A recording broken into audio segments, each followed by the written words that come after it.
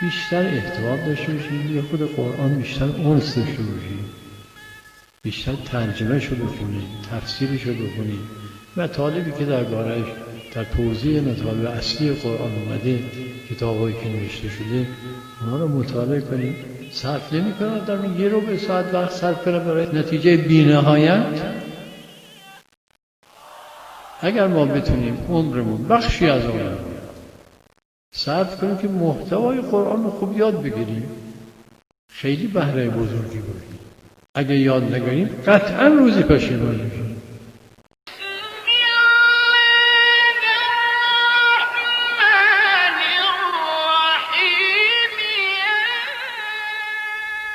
بیشتر احتمال داشته باشیم یه خود قرآن بیشتر انس داشته باشیم، بیشتر ترجمه شو بکنیم، تفسیرش رو بکنیم و طالبی که درباره‌اش در توضیح مطالب اصلی قرآن اومده، کتابایی که نوشته شده، اونا رو مطالعه کنیم.